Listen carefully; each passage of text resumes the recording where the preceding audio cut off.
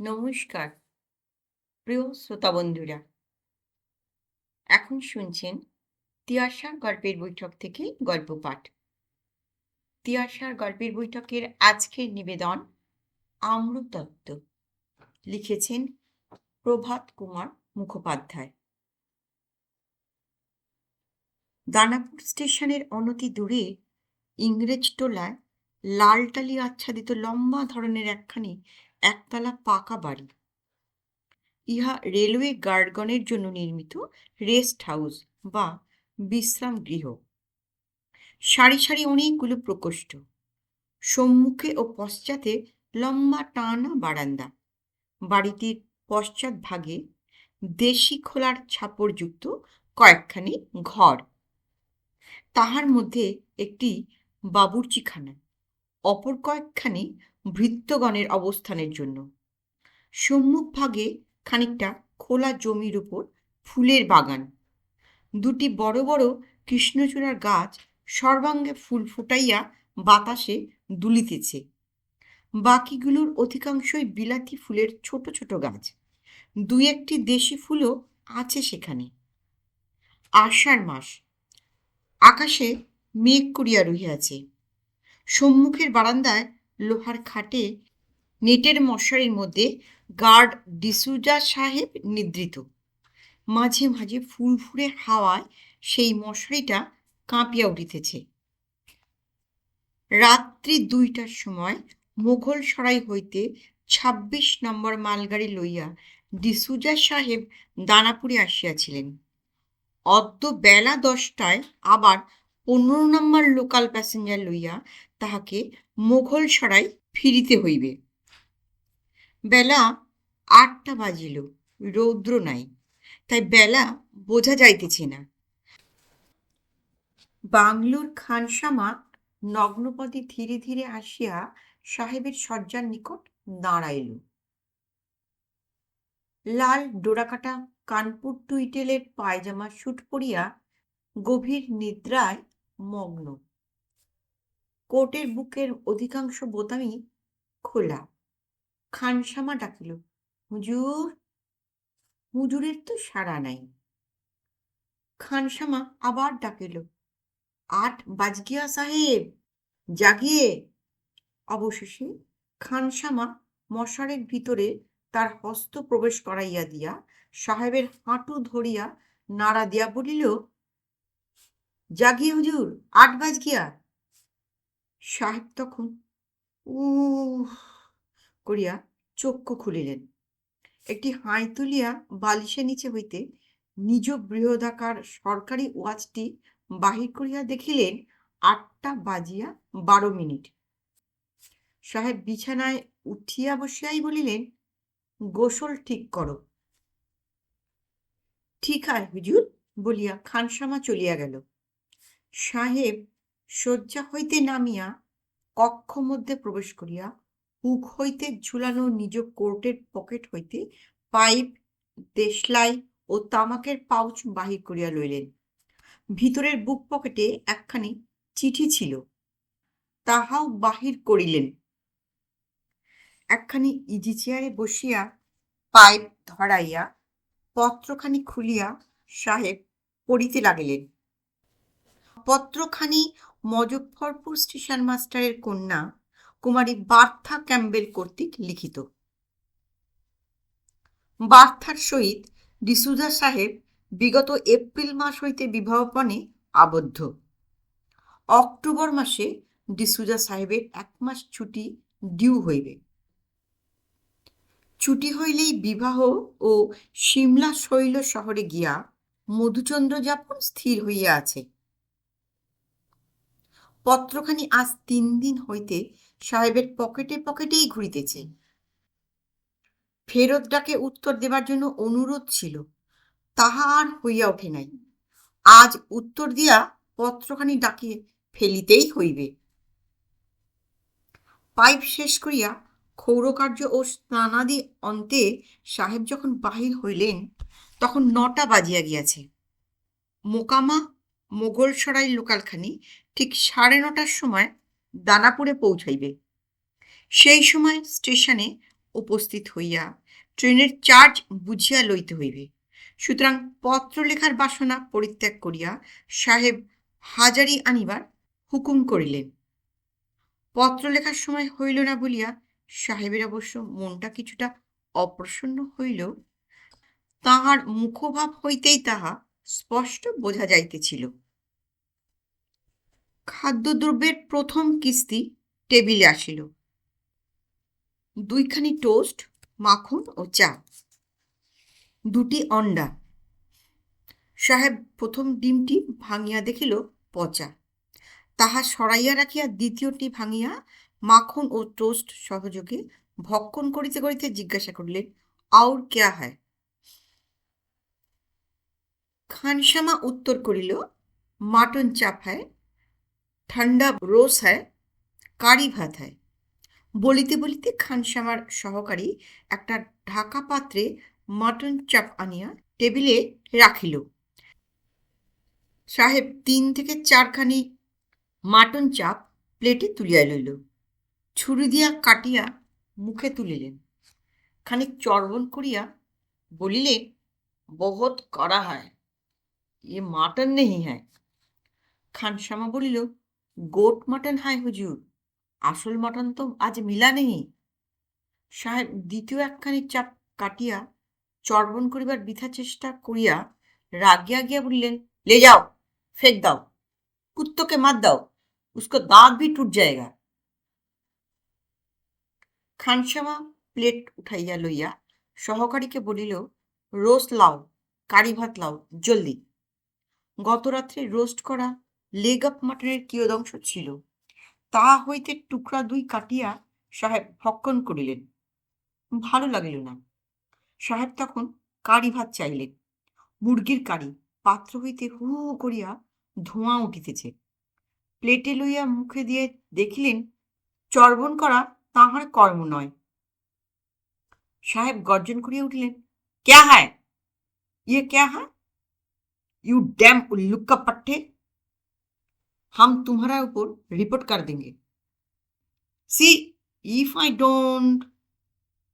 বলিয়া কাঁটা চামচ ফেলিয়া সাহেব উঠিয়া পড়িলেন।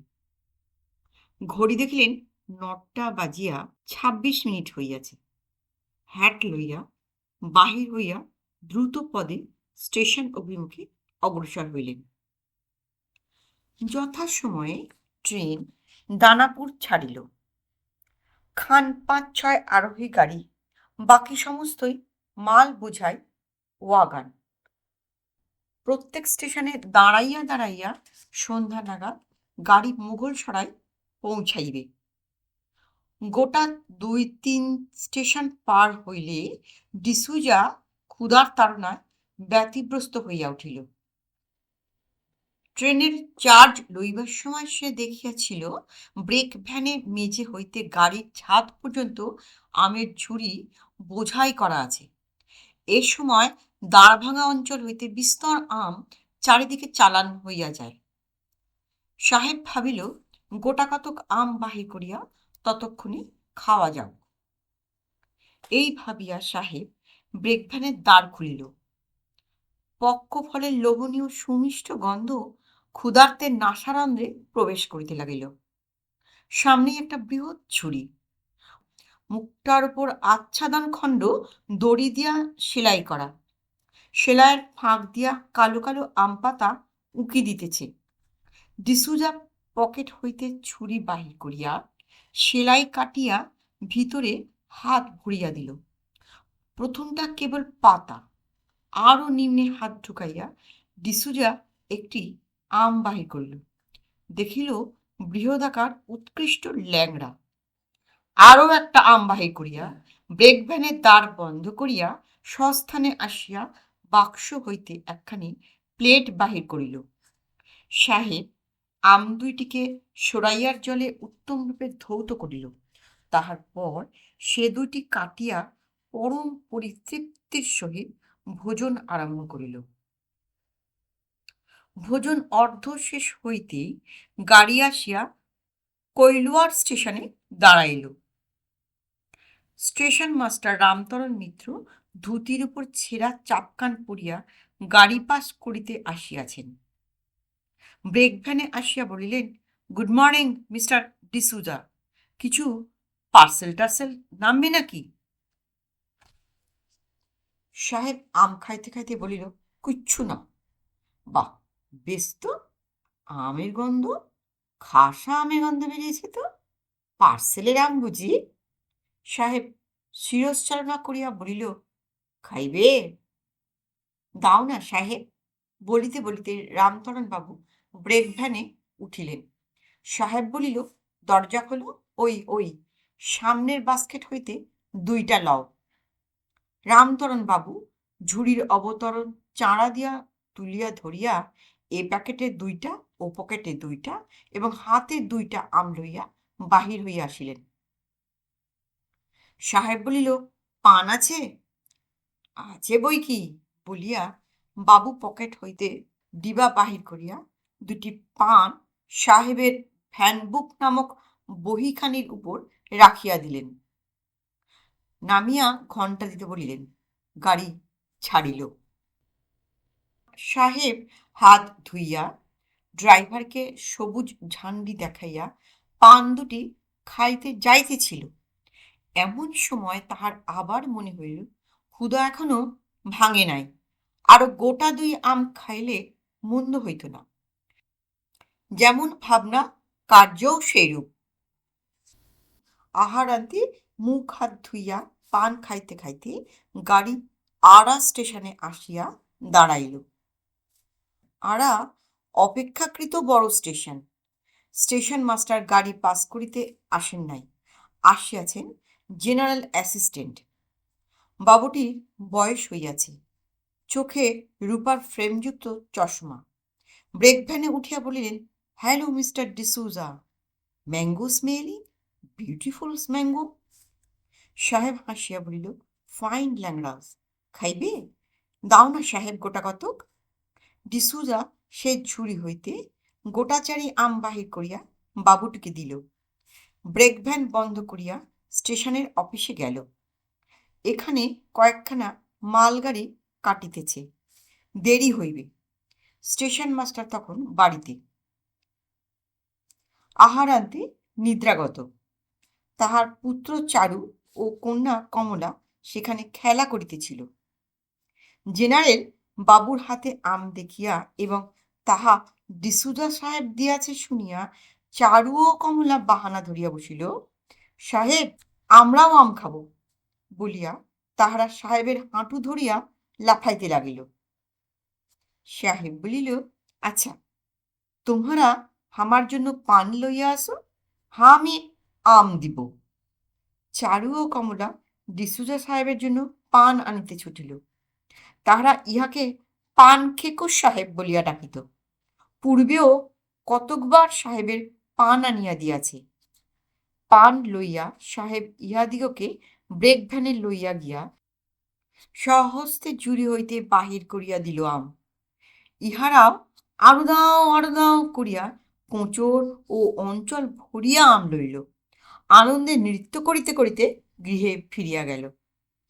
এই রূপে প্রতি স্টেশনে দাতব্য করিতে করিতে এবং মাঝে মাঝে খাইতে খাইতে বেলা 5টা নাগাদ ঝুড়িটা প্রায় খালি হইয়া গেল।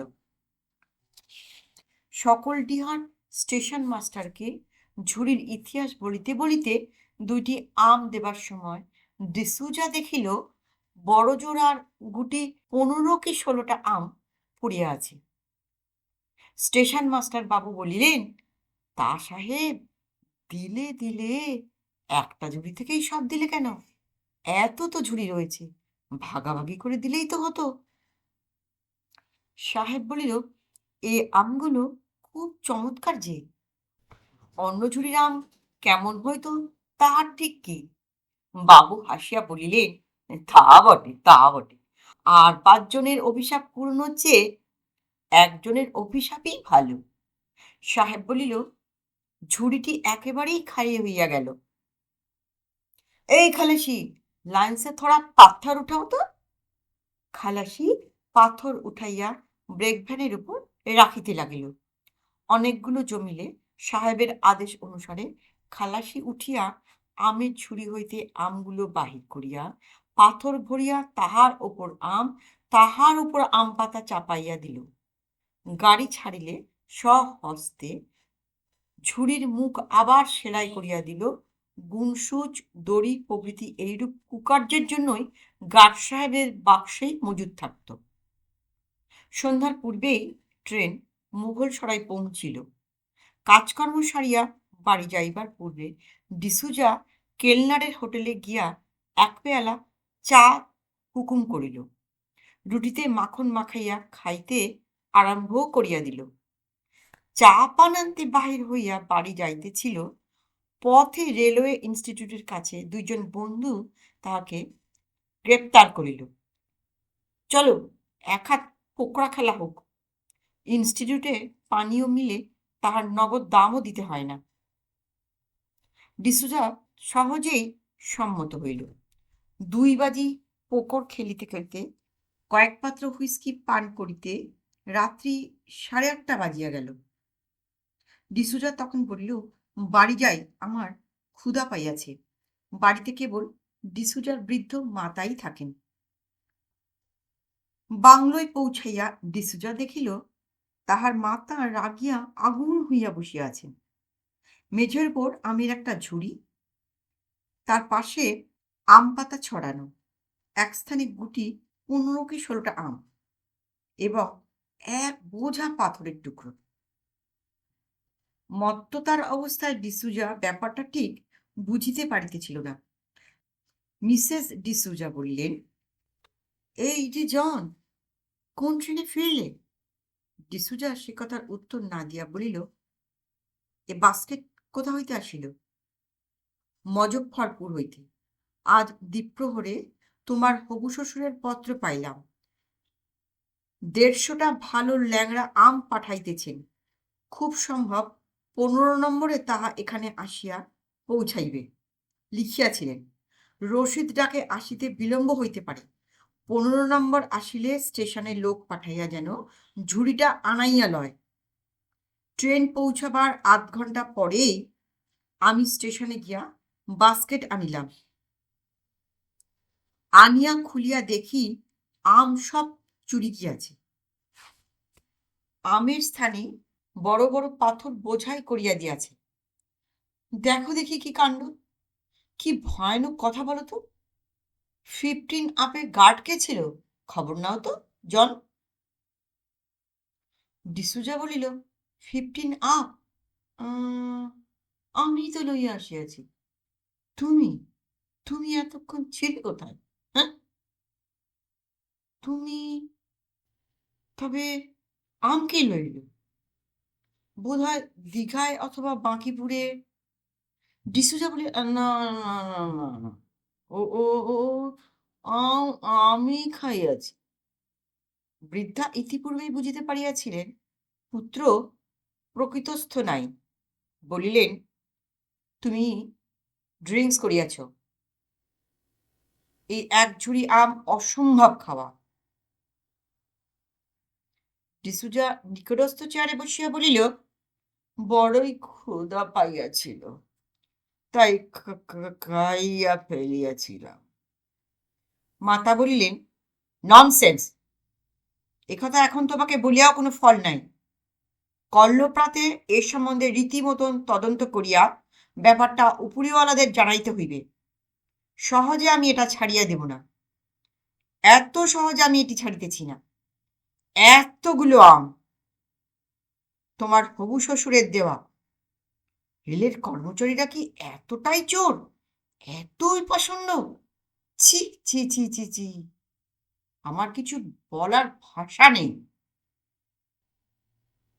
নমস্কার। গল্পটা কেমন শুনলে? গল্পটা ভালো লাগলে অনুগ্রহ করে একটা লাইক করতে ভুলবেন না, এবং আমার চ্যানেলে নতুন শ্রোতা বন্ধু হলে চ্যানেলটিকে সাবস্ক্রাইব করে বেল আইকনটি অন করে রাখবেন।